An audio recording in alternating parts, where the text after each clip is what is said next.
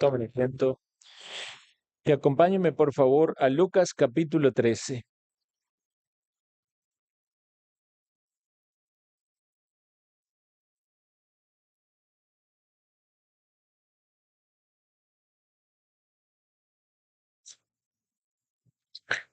Lucas capítulo 13,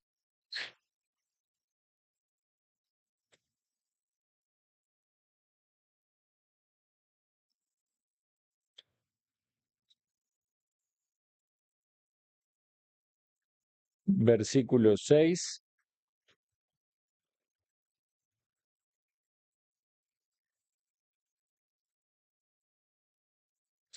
Dice así la palabra de Dios. Dijo también esta parábola. Tenía un hombre una higuera plantada en su viña y vino a buscar fruto en ella y no lo halló. Y dijo el viñador: He aquí hace 3 años que vengo a buscar fruto en esta higuera y no lo hallo. Córtala. ¿Para qué inutiliza también la tierra? Él entonces respondiendo le dijo: Señor, déjala todavía este año, hasta que yo cabe alrededor de ella y la abone. Y si diere fruto, bien, y si no, la cortarás después. Hasta aquí leemos. Una parábola corta, pero como todas las parábolas, que nos deja pensando en cuál es el significado.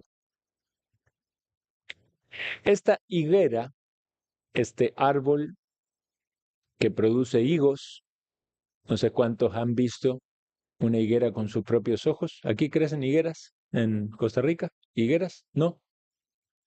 Que produce higos, la fruta. Sí, sí han visto. Bueno, mi mamá tiene uno plantado en el frente de la casa y produce higos. No he visto que se vendan muchos higos aquí, solamente lo he visto disecados, esos con azúcar, ¿verdad? Pero conocen entonces cuál es la fruta. Esta higuera estaba plantado en una viña, dice la escritura, o podemos entenderlo un viñedo, un área donde había plantado vid, la planta que produce la uva. Este lugar es un lugar apropiado para plantar una higuera porque estaba allí la comprobación de que era una tierra fértil. Si crecía la viña, podía crecer la higuera.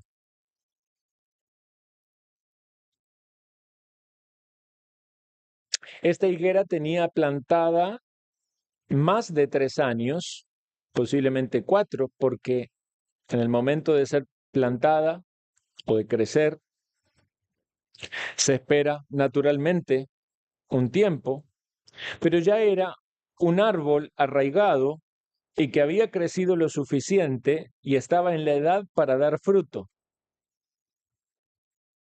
Lo que algunos entienden es que era poco probable que ya diera fruto en algún momento porque ya había pasado el tiempo en el que debía dar fruto. Pero lo que vemos aquí en esta charla entre el dueño de la viña y el viñador es que el viñador convence al dueño de no cortarla en ese momento. El razonamiento del dueño era que tenía allí un árbol que estaba inutilizando la tierra porque no producía fruto. Si se cortaba ese árbol, se removía y se colocaba en ese lugar otro árbol, entonces había expectativa de tener fruto. Podía ser otra higuera o podría ser otro árbol, pero que diera fruto, porque el problema no estaba en la tierra, sino en el árbol. Entonces el viñador dice esta frase sumamente interesante. Déjala todavía este año. Si la parafraseamos es, déjala un año más. Un año más. Nosotros estamos terminando un año y viene un año más que el Señor nos concede. Un año más podemos verlo también como una oportunidad más. Un año es el lapso de tiempo que tenía o que le daban a esta planta para producir frutos. Y también podemos entonces hacer una aplicación y pensarlo para nuestra propia vida y considerar, Dios nos da un año más en el cual se espera de nosotros fruto. Pudiera ser que vino a vernos o viene a vernos el Señor y ve que no hemos producido fruto, aunque es de pensarse que el creyente algún fruto ha de tener. En el caso de los impíos no hay fruto. Entonces el mensaje de la palabra es el llamado a que los que no tienen a Cristo vengan a Cristo para que produzcan fruto. Pero también hay aplicación para el creyente, porque si tenemos poco fruto, podemos considerar como la oportunidad de más tiempo para producir más fruto. Ahora, también es importante entender a quién iba dirigida la parábola y cuál era el significado específico para quienes la oían, para no ir directamente a las aplicaciones, sino entender cuál era el sentido original. Cuando uno estudia el Antiguo Testamento, se da cuenta de que hay dos plantas o frutos que constantemente se utilizan en referencia a Israel como pueblo. Uno es la vid y el otro es la higuera. Y se habla mucho de los frutos, el fruto de la vid o el fruto de la higuera, con referencia a Israel, tanto en el sentido bueno como en el sentido malo. Por ejemplo, voy a leer para ustedes, si quieren lo buscan, pero yo lo tengo a la cita anotada, se la puedo leer. Oseas 9:10 dice, como uvas en el desierto hallé a Israel, como la fruta temprana de la higuera en su principio vi a vuestros padres. Ellos acudieron a Baal Peor, se apartaron para vergüenza, se hicieron abominables como aquello que amaron. O sea, está hablando de cómo Dios lo ve a Israel como algo tan valioso como uvas en el desierto, como las frutas de la higuera, pero la reacción del pueblo de darle la espalda a Dios y irse tras los ídolos y volverse tan abominable como los propios ídolos. Otro pasaje en Jeremías 8:13 dice, los cortaré del todo, dice Jehová.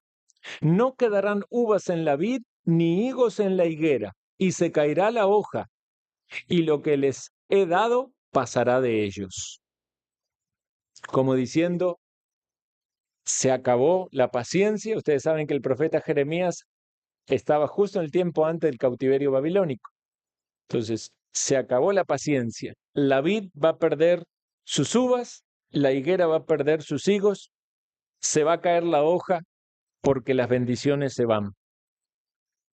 Y otro pasaje bastante largo es en Jeremías 24, cuando Dios le muestra al profeta, como una manera bastante gráfica que utilizaba con los profetas y la profecía de transmitir el mensaje, le muestra dos cestas con higos frente al templo.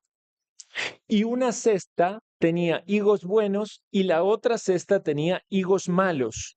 Entonces, los higos buenos representaban a la gente que se había ido de Jerusalén, se había pasado, ¿verdad?, con los babilonios, y los que se quedaban allí, el rey Sedequías y todos sus príncipes y los que estaban en contra del profeta Jeremías y la palabra de Jehová, representaban los higos malos.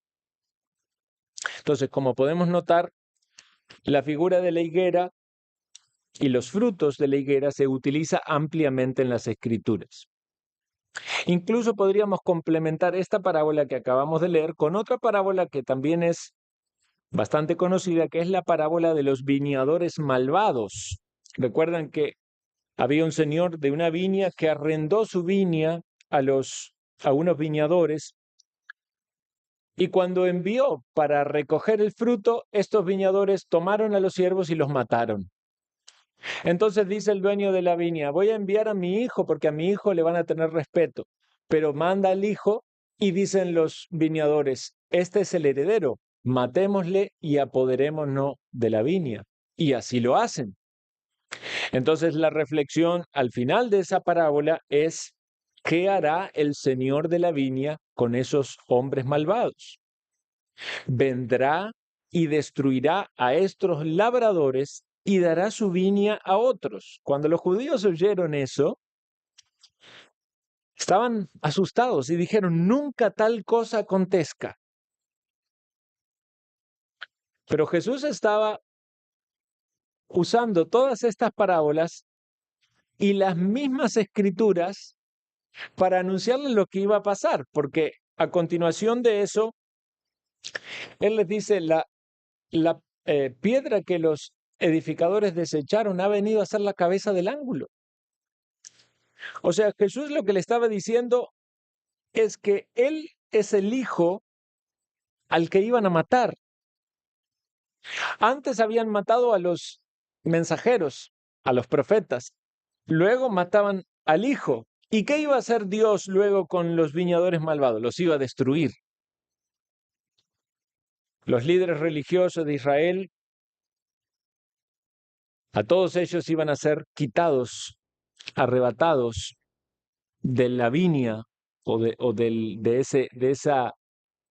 ese lugar que Dios les dio de privilegio. Iba a ser dada a otros. Esto es, a los creyentes, al verdadero Israel, a los verdaderos israelitas que son israelitas no de la carne ni de la sangre, sino de la promesa, de la confianza en la palabra de Dios. Ahora, esto es como la introducción, ¿verdad? ¿Por qué menciono estas parábolas que tienen que ver con la higuera, que tienen que ver con la vid, que tienen que ver con los frutos? Porque en esta parábola inicial que leímos, bueno, en la otra también, pero en la inicial que leímos, parece ser que hay un mensaje de fondo que es importante que captemos. Hay un mensaje que parece resonar, que va más allá de los decretos divinos que son inconmovibles, es decir, lo que iba a pasar con estos judíos porque todo estaba así por Dios determinado. Pero aún así, nosotros percibimos cuando leemos esa parábola que hay una manifestación de la misericordia de Dios, de su paciencia relacionada con el tiempo y con la oportunidad. Como si Dios dijera, todavía soy misericordioso, todavía no viene el juicio, todavía les doy tiempo. Y la clave está ahí en lo que yo leí, donde el viñador dice, déjala todavía este año, hasta que yo cabe alrededor de ella y la abone. Y si diere su fruto, bien, y si no, la cortarás después. Lo lógico es que si había ido una vez cada año, había un año más de oportunidad. Entonces, en la reflexión para esta tarde, quisiera que consideremos 3 puntos. Un año más de la misericordia del Señor, un año más de la obra del Señor en nosotros y un año más de la provisión del Señor. En primer lugar, un año más de la misericordia del Señor. Pareciera ser que estaba determinado el dueño a cortar esa viña. Perdón, a cortar esa higuera. Estaba inutilizando la tierra. Pero accede a un año más, es decir, por misericordia. Recordemos, hermanos, por la misericordia de Dios o de Jehová no hemos sido consumidos. De hecho, en la lectura bíblica que hacíamos, vimos en 2 oportunidades que Dios está decidido a raer a la congregación de Israel porque habían pecado. Habían pecado murmurando contra Moisés, contra Aarón, habían pecado quejándose por los designios de Dios. Entonces Dios dice, voy a acabarlos, apártense, voy a consumirlos. Pero en la misericordia del Señor no son consumidos. Por la misericordia del Señor nosotros no hemos sido consumidos. Realmente lo entendemos así.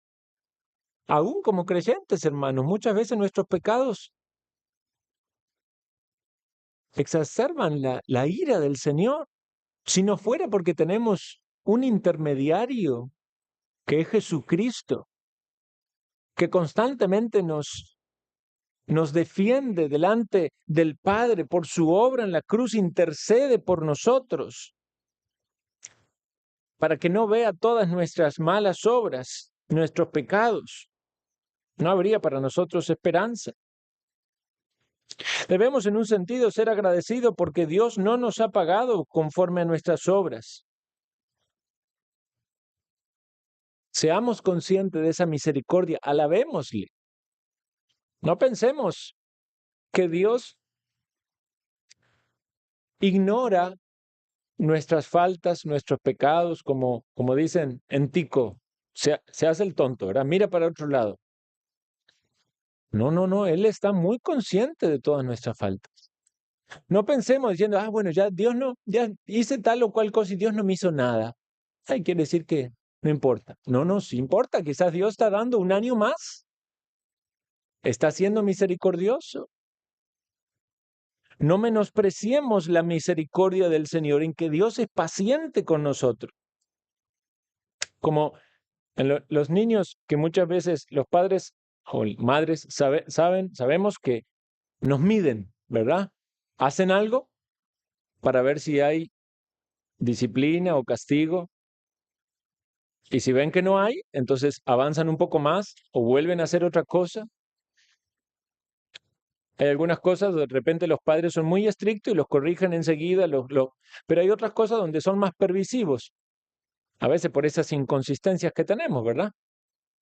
Y cuando tenemos que repetir una y otra vez sobre las mismas cosas, porque ellos ya se acostumbraron a medirnos y saber de que allí no tienen castigo. Pero Dios es un Padre perfecto. Él no tiene fallas en cómo nos corrige, nos disciplina. Y el hecho de que no nos castigue no significa de que Él se complace en nuestro pecado. Muchas veces es su misericordia. Entonces, en este punto debemos hacer un autoexamen a la luz de la palabra de Dios y pensar, ¿cómo ha sido este año que pasó? ¿En qué cosas he fallado y ofendido a Dios o a mi prójimo? ¿He practicado en esas faltas, en esos pecados, el arrepentimiento? ¿He clamado a Dios por tener un arrepentimiento genuino, sincero de esas cosas que el Espíritu Santo me ha marcado que están mal? ¿Qué cosas debo cambiar para este nuevo año que comienza? ¿Cómo puedo hacerlo? ¿Estoy orando por esos cambios que debo realizar?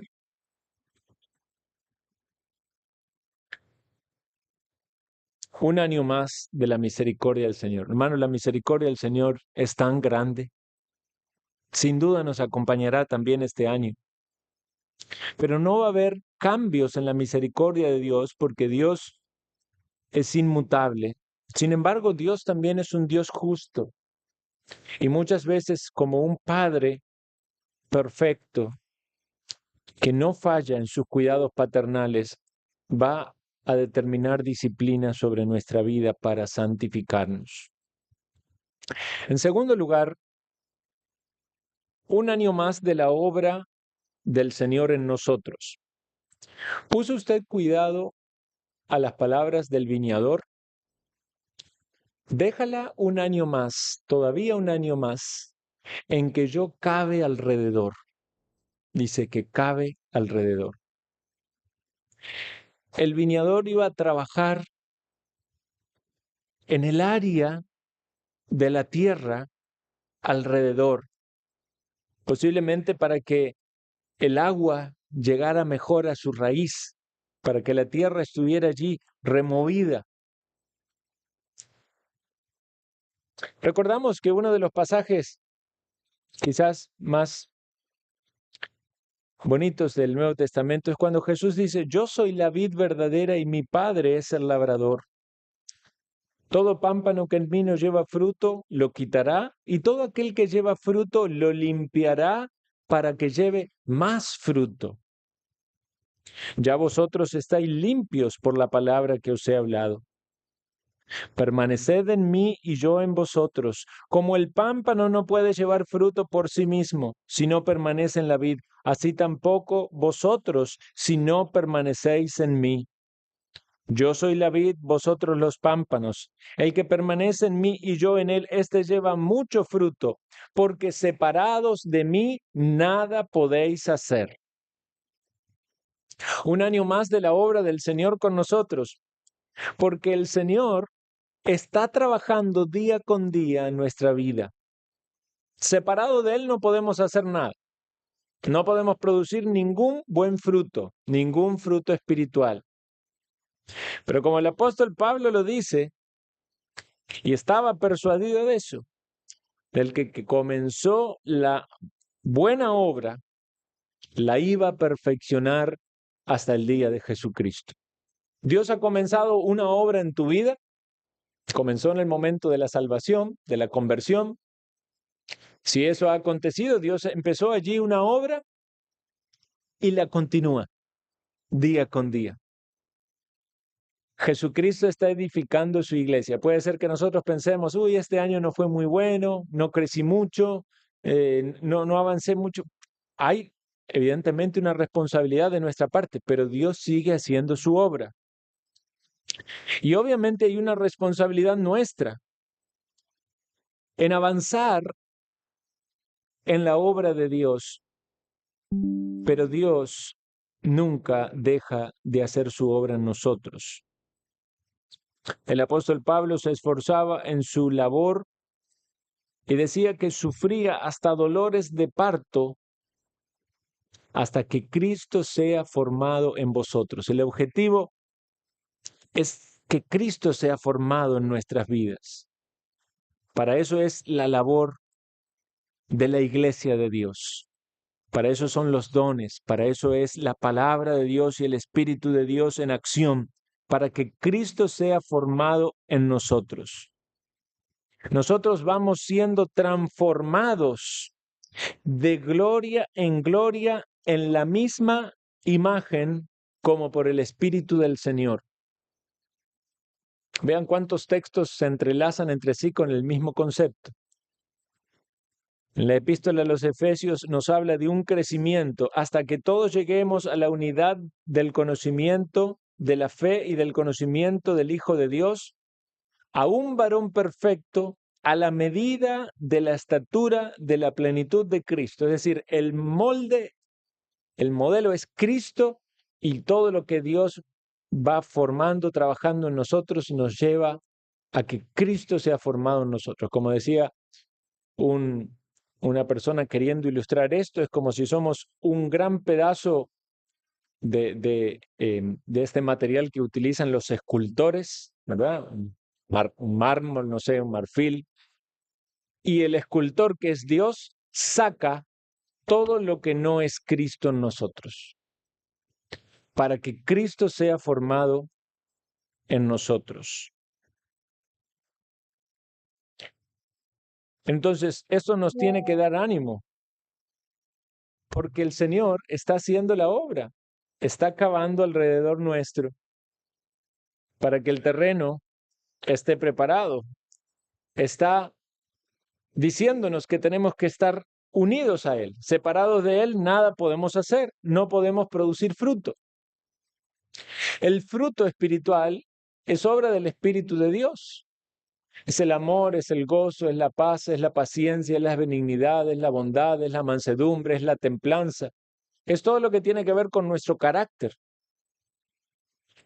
Si el Espíritu de Dios está en nosotros, y efectivamente está en todos los creyentes, Él nos dirige, Él sopla y dirige la nave de nuestra vida por el camino que es conforme a la palabra y a la voluntad de Dios.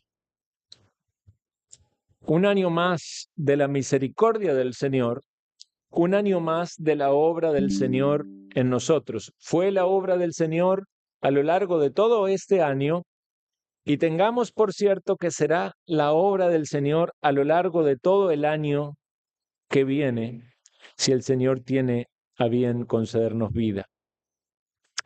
Y en tercer y último lugar, un año más de la provisión del Señor. Un año más de la provisión del Señor. Y aquí me refiero a esta frase del viñador cuando dice, y la abone. No solo que iba a cavar alrededor de ella, sino que la iba a abonar. Es decir, le iba a poner aquellos elementos que contenían los nutrientes necesarios para fortalecer el terreno, a modo tal de que esta higuera, que todavía no había producido fruto, tenga una carga extra de todos los nutrientes necesarios para que dé fruto. Y pensemos entonces en Dios como trabajando en nuestra vida como este viñador, primero mostrándonos su misericordia en no cortarnos, segundo en cavar alrededor, trabajando en nosotros, y en tercero proveyéndonos lo que necesitamos, ese abono espiritual, que no es algo que nos haya faltado antes, que es algo que tenemos, pero que muchas veces no buscamos. Santiago 1:5 dice, si alguno tiene falta de sabiduría, pídala a Dios, el cual da a todos abundantemente y sin reproche le será dada. Tenemos los recursos de la provisión de Dios. ¿Necesita usted sabiduría? Pídala a Dios. ¿Necesita usted el socorro de Dios en alguna necesidad de su vida espiritual, en alguna deficiencia, en alguna carencia? Debemos orar a Dios. Tenemos el recurso de la oración. Dice, no recibimos porque no pedimos. Necesitamos conocer la voluntad de Dios. Tenemos la palabra de Dios. Y evidentemente en medio de todas estas cosas podemos reflexionar en nuestra parte en el asunto. El apóstol Pablo anima a los filipenses a ocuparse en vuestra salvación con temor y temblor. Es decir, que hay una responsabilidad en nosotros tomar de esos medios de gracia, que es la provisión de Dios. Es decir, la fuente de provisión es de Dios, nos la da por gracia, pero está en nosotros apropiarnos de esos medios. Uno pudiera decir, bueno, pero si hay que hacer esto, es tan difícil, ¿cómo puedo ocuparme en mi salvación? Bueno, el versículo siguiente lo aclara, porque Dios es el que en vosotros produce así el querer como el hacer por su buena voluntad. Dios nos da todo lo que necesitamos para crecer en santificación. Dice la Biblia que Dios produce el querer como el hacer. Dios da el 100% todo el tiempo para que nosotros seamos obedientes y santos. Entonces, si hay falla, la falla no está en Dios. La falla está en nosotros, como leímos el versículo en la mañana. En Él no hay mancha, la corrupción es de sus hijos. El problema es que nosotros no nos estamos ocupando en nuestra salvación con temor y temblor. Pero si nos ocupamos, confiemos de que Dios es fiel a su palabra y Él nos ayudará. Pensemos que Dios nos ha provisto con lo más valioso que el ser humano puede tener, que es Dios mismo. El Espíritu de Dios está en nosotros. Dios no nos ha dado un espíritu de cobardía, sino de poder, de amor, de dominio propio. El Espíritu de Dios, la presencia de Dios, somos el templo de Dios. Dios habita en medio de su pueblo. Y podemos aún seguir exaltando la provisión del Señor cuando pensamos que Dios nos une como congregación nos da la provisión de otros hermanos, nos da la provisión de su palabra y nos da la provisión de la comunión que gozamos en el servicio juntos. Entonces, mis queridos hermanos, un año más para que haya fruto, un año más para que ese fruto abunde en nosotros. ¿Recuerdan la parábola del sembrador?